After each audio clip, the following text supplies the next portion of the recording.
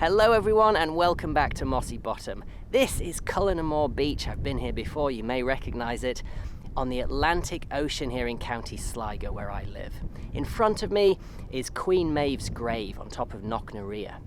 In the far distance, Ben Bulben, the tabletop mountain, which I've yet to ascend, but not today. Today, I want to follow this coastline in the hope of discovering an abandoned church and graveyard where a man who I heard a tale of was buried long ago. It's a long walk, and this being the west of Ireland in September, the weather may well turn quickly, but I am determined to see it for the very first time. To get there, we first have to cross 1.5 kilometres of sand dunes to Strandhill, which is now a prosperous seaside village welcoming tourists and surfers from all over the world, but which once was the favourite destination of the protagonist of this tale.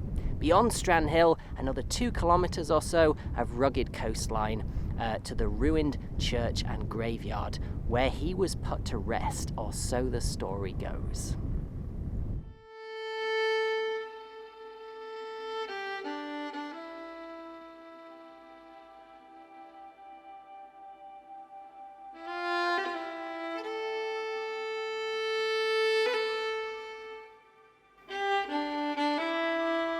The man, a bachelor, walked this very route across the sand dunes almost every day, from his neglected farm to the pub where he drank away his inheritance. At 55, he looked more like 75, with a long white beard, patchy hair and careworn skin stained yellow by sun and tobacco. On one September evening, as he walked this path, he noticed a strange figure following him. After some time, he decided to wait a while and let the stranger overtake him. As he did, the figure placed a large hand upon his shoulder and said, "7 days from now, you will die. Not at the hand of another, but of your own doing. Your body will fail and you will die." For a moment, our protagonist was taken aback. But he'd seen much in his years of life and heard many things from many people, so he quickly regained his wits and considered the stranger nothing more than a raving madman. And then, some few minutes later, in the distant dunes, the man saw what he would later swear was a hare and a leprechaun, or a creature that resembled distinctly in appearance how a leprechaun might be described, for neither he nor his drinking companions had ever before seen one. And the hare and the leprechaun, said he, were engaged in what appeared to be playful combat. He watched for several minutes, astonished at the sight, and then concluded that he had in fact already consumed a pint or two before setting off that day, so the strange sight, much like the strange man that preceded it, must therefore have been an hallucination. Sure enough, he rubbed his eyes once or twice, and both the hare and the leprechaun disappeared.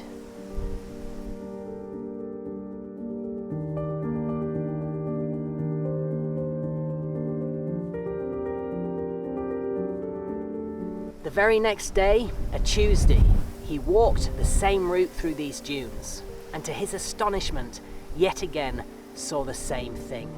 Except this time, the hare and the leprechaun appeared to be chatting amiably upon a tussock of grass between the dunes.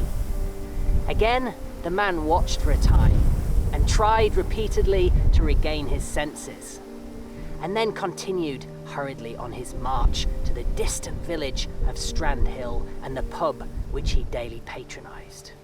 Upon arriving there, he told his drinking companions about the hare and the leprechaun, for he was now of the opinion that it was definitely real and not a mere drunken vision. Whereupon they laughed at his foolishness and considered the night of above-average entertainment. Confounded and irritated at being disbelieved, the man decided that the following day he would resist the temptation to drink prior to his journey across these dunes and set off without a drop of liquor in his being. In spite of his apparent lucidity, he yet again saw the hare and the leprechaun, and this time watched them, fascinated, for almost half an hour. It seemed to me, he later remarked to his drinking companions, that they were playing hide and seek, or blind man's buff, or some such game, but I swear to you, not a drop has passed my lips this day. Seeing as the man's hands were trembling and his face white, his companions were inclined to believe that he wasn't lying about being sober. "Well then," said they, "if it was not the drink, then it was surely your old age and feeble mind catching up with you. For though a man may see a hare from time to time in the spring, never upon a sand dune in September. And though a leprechaun may visit any of us to offer temptation, what do you lack that he might tempt you with? For you care only for drink, and your pockets are already deep enough to inebriate a dozen men for a lifetime. To see a hare and a leprechaun together, playing hide and seek upon a sand dune, can only be the fancy of a fool like you." And so, in a rage, the man stormed out of the pub, having first finished his drink, of course, to the sound of his companions' merry laughter at another night's entertainment. But in his rage, the man had contrived a plan, not only to espy the hare and the leprechaun, but this time to follow them, no matter the end they should lead him to, in order that he might acquire evidence, whatever that might be, of his encounter and their existence. And sure enough, an hour or two later, as he walked through these dunes, bound for his cottage upon the other side, he once again spotted the unlikely duo, this time sat calmly watching him. He froze, for it was the first time they had shown any awareness of his presence. And then, quite suddenly, the leprechaun rose to its feet and climbed onto the back of the motionless hare, seizing the stumps of its long ears as handles. The hare twitched as if adjusting its load, then hopped away, carrying the leprechaun on its back. The man considered for a moment, a little dumbstruck, and then recovered himself and took chase. He pursued them with as much gusto as his mistreated body could muster. Finally, out of breath some 10 or 15 minutes later, he found himself lost in these dunes, surrounded on all sides by waves of sand drifting this way and that in the Atlantic breeze. Beneath him, however, was a hole, not unlike this rabbit hole, only considerably larger in all regards. It was this hole which, from a distance, he thought he'd seen the hare and the leprechaun disappearing down some moments earlier. Remembering his mocking companions, he took a deep breath, dropped to his knees with some discomfort, and entered head first, finding the hole just wide enough that he could crawl through it in the manner of a fox. After some minutes crawling in almost complete darkness, the man noticed the tunnel beginning to narrow. Still, he resolved to push on until it became so narrow that he realized he could no longer turn around. In fact, he was stuck, wedged like a giant pickle in a sandwich of sand. In his panic, he began to wriggle backwards, desperate then to escape for fear of being trapped in that hole forever. Until light appeared once more in the tunnel, and he emerged backwards, red-faced but quite unharmed.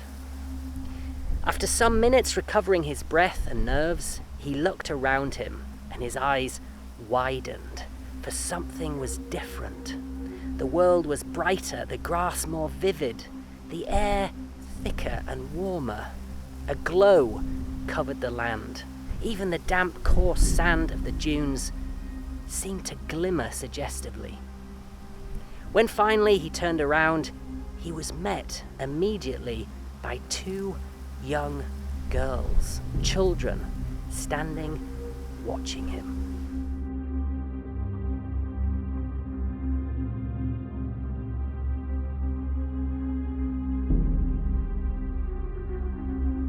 "Who are you?" he asked. "In your world, we are a hare and a leprechaun," said one of the children, "but you have entered our world now, and here we are the children that you never had." At this, the man was outraged. What manner of foul trick was being played on him? "I have no children, I have no wife, I have no one. Why do you say such things? And what is this world if not my own? For I know these sand dunes like the back of my hand." And yet, as he looked around, he realized that he did not know them. They were different now, wilder, shifting. It was as if the world, as one living, breathing entity, had become alive. "This is Tuath de Danann, the other world of fairies," said the child. At this, the man's eyes widened still more, for he knew it was true. "Long ago, a bargain was struck with a young woman," went on the child. "A fairy appeared and told her that the man she loved would die an untimely death, but that it was right and proper, for he was a selfish man, caring nothing for others. The woman protested, for she loved the man and begged the fairy to spare him, but the only way he could was if she died in his place. We are the children that she never had, for she died that same winter of fever. We are the children that you never had, for you are the man that she once loved." At that, he staggered backwards. He knew what they said to be true, and took some minutes to gather his thoughts before saying, "How then is it possible that here, in this other world, you live? A bargain was struck, changes were made. Our lives could not be undone, only redirected. And yet you are still children when all this happened so many decades ago. Time passes slower in the world of fairies. Sometimes it stops entirely. But why then did you appear to me now?" At this, the girls looked crestfallen. The younger began to sob. "We have watched you for many years, but for you, time has run out, and we wish to say goodbye before the end." The man's face became as white as a sheet. Finally, he said, "So I am to die then? The stranger who spoke to me that night, it was true." The girls nodded in unison. He fell to his knees. "It will be quick, do not fear," they said. "And what of you, the daughters I never had?" he asked. "Do not mourn for us, for we will live on, and it is good here. Know only that we would have loved you as you would have loved us." With head in hands, the man then found himself back in the world that he knew, still upon his knees amid the sand dunes, but the hole which he'd entered was now gone, and the sand was as coarse and wet as he'd always known it to be. His lip was trembling, his heart pounding. His thoughts were overwhelmed by the memory of the woman he had in his youth once loved, and the children in whose faces he had seen both her and himself. That night he remained where he was. Beneath the stars he half slept, half raged, in a terrible fit of regret, sadness, and anger.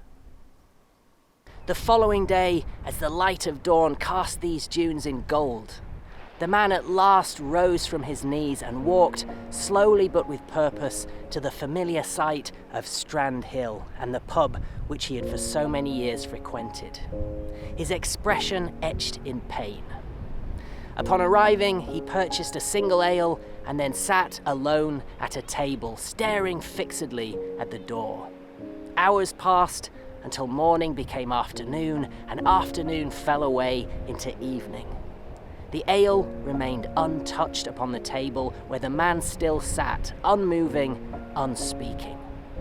When finally the landlord called time and demanded that our protagonist should break his silent contemplation and leave that establishment, he rose from his chair and promptly walked out. But the next day he returned and the next, always ordering an ale, always sitting at that same table and staring as sober as the day he was born at that door.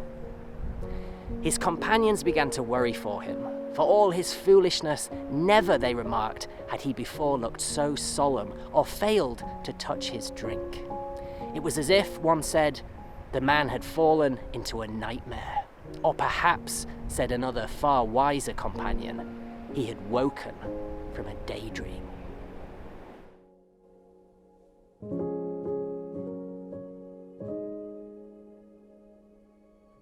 Then, in the final hour of the 6th night, the strange figure who he'd seen on the dunes at last entered through the fated door of that pub, watched by all, but none as keenly as the man at the table whose death he had foretold.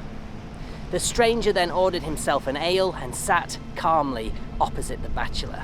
In one swift motion, he downed the drink and then said plainly, "There are far sweeter things you might have died for, but die you now must." The man didn't look up, but he did speak back. "The Hare and the Leprechaun, the children I saw that night, were they truly mine, born of the woman I once loved?" "They were," said the stranger. "And did she really give up her life that I might live on?" "She did." The man took a deep breath. "I have been thinking, fairy, for that is what you are, is it not?" The stranger nodded. "I have been sitting here thinking what to do, for I have wasted my life, that much is clear to me. A life which I thought had no value, but which I now know was paid for so dearly." "You have. Is there any way her choice can be unmade?" "The past cannot be unmade, and even if it could, it was her choice to freely make, not yours to dictate." The man nodded. "What choice then can I make?" For the first time the fairy appeared to smile, but not with pleasure. "Alas, you have already made it. Every day of your life. Now finally the choice has been taken away from you. For you will now die, as I foretold."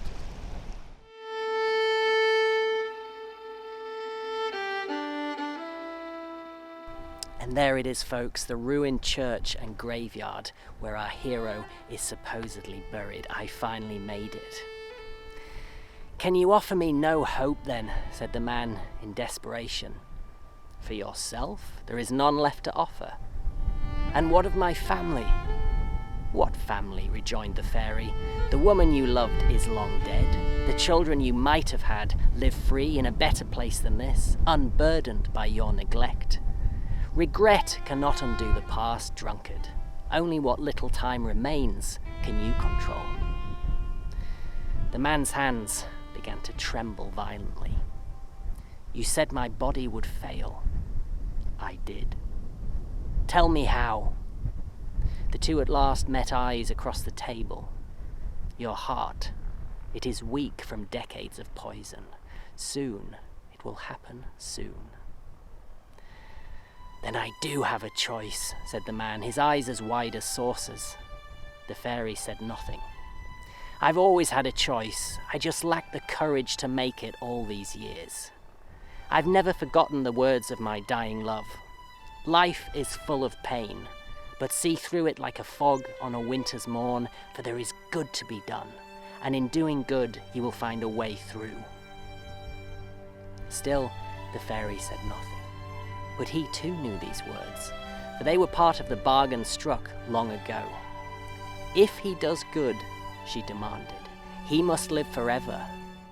But should he do bad, answered the fairy, he will die young and forgotten.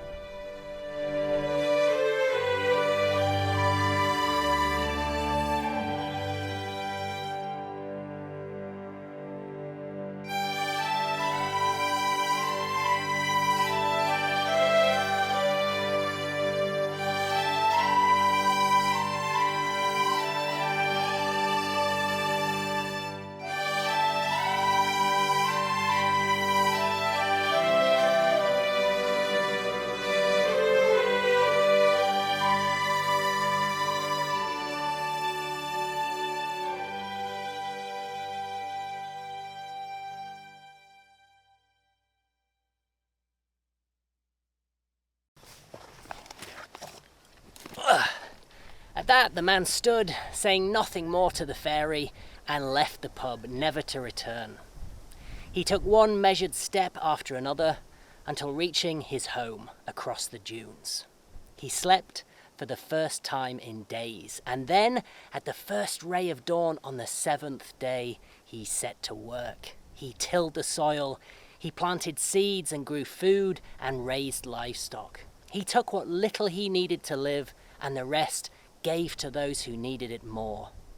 He took in those without homes, giving them shelter and work on his farm in return for food, both for them and their families. Each day he made it his purpose to do good, and each day, as the bargain was struck, he lived. Until doing good was not just what kept him alive, but his reason for living. And the fairy, from his own shimmering world beyond that rabbit hole, watched with great pleasure and no little pride at the outcome of what he considered his finest work. Of course, fairies may live forever, but mortal folk do not. In the end, there was no statue. There wasn't even a gravestone here, for the man's wealth had been utterly spent in helping those around him. But his deeds in life did make him a hero, to be written into folklore and remembered for generations to come. And I reckon that's about as close to living forever as a man can get. Thanks for watching, everyone. From me, here at this beautiful ruined church, whose name I shall not even attempt to pronounce because I know I'd get it horribly wrong. To you, wherever you are in the world, take care and bye for now.